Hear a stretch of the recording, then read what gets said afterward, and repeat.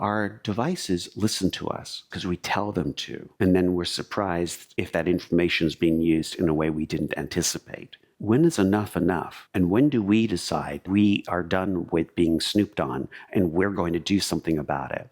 That comes down to us. And if we believe in our humanity, to boycott these companies is really our best recourse. We have to find companies that do what they say they're going to do.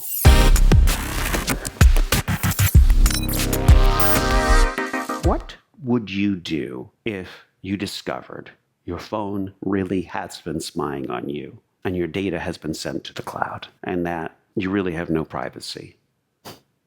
Probably nothing. And that's actually the interesting part of this little chat today. We don't know exactly how much of our data is being manipulated. What I do know is that our devices aren't sending streams of audio to the cloud. That would have been discovered by groups that monitor what a phone does with a Wi-Fi connection. And they don't see that. But keywords every hour or two could be sent to the cloud, and that would be very possible because there's enough data flowing between apps to suggest that it could happen. And now that phones can locally store and with AI chips inside the phones, do a lot of the forensic listening and reducing what you're saying down to keywords could actually now happen forensically on your phone instead of it going to the cloud and your audio forensically is diagnosed and then keywords are taken from it. But the truth is, we've got to really look at this situation differently. If our phones are snooping on us, and if we want those free apps to continue, then two things are going to have to happen. Number one, the big tech companies need to come clean and finally admit what they've been doing. Number two, we have to stop using these apps if they're really snooping on us in order to stop monetizing entities that are doing us harm. We have the power. And where is our humanity? It's something I discuss in my book, Killer Tech, and it's something that I truly believe we've got to look at. Where is our humanity? When do we as tech giants go, we've gone too far in order to try to create a new revenue stream? And you know, it's very interesting. Listening to us is extremely snoopy and weird to think about. But we do ask our devices to constantly listen to us so that we can go, hey, Siri, or hi, Alexa, etc. And we do that, and my watch responded. And you notice that. There's no one in your contacts named, etc. So our devices listen to us. And they listen to us because we tell them to. And then we're surprised if that information is being used in a way we didn't anticipate. The thing is, with human beings, we always create new things and we create new technologies, and there's always something new that we create from something that is intrinsically available to us. So if you create a technology and it's available in the public domain, I guarantee someone will create a new feature or a new way to use that feature. It's very cool that we are that prone to create new things.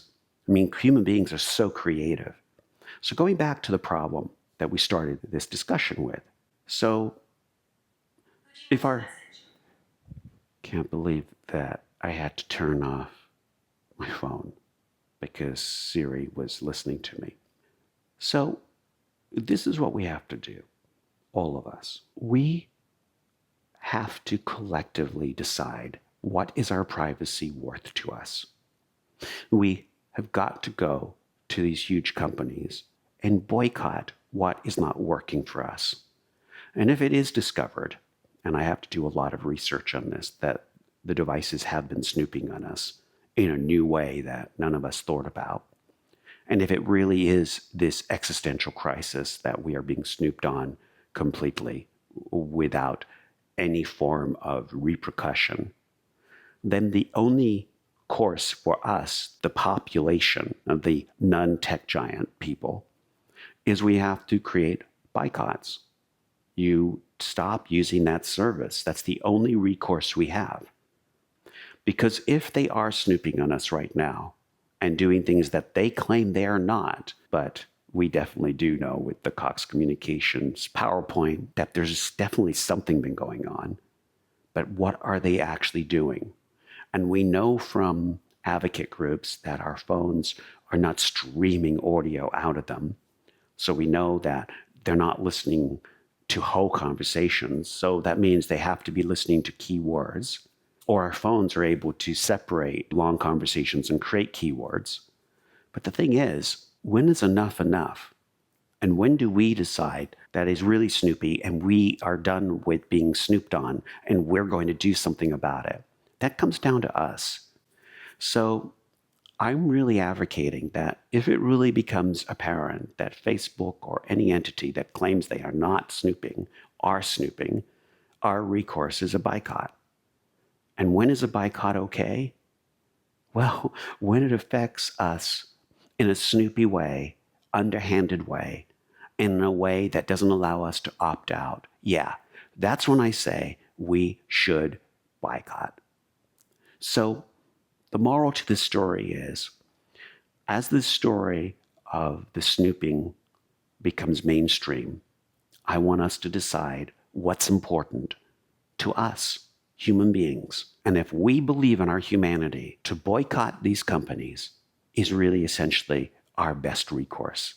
We have to find companies that do and say what they mean, and they do what they say they're going to do, not try to outsmart us, not bring in attorneys to actually create terms and conditions that are so hard to understand that no one will actually take the time to read them unless you're doing a YouTube channel like me.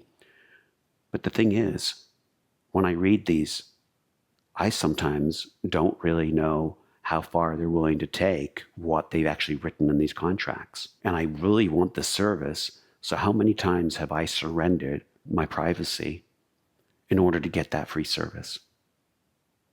It's all really about, when do we say enough for real? I want us now to say enough. The human side of us has got to put the human condition first. So I hope today this has really been helpful, and I want you all to think about how we put ourselves first.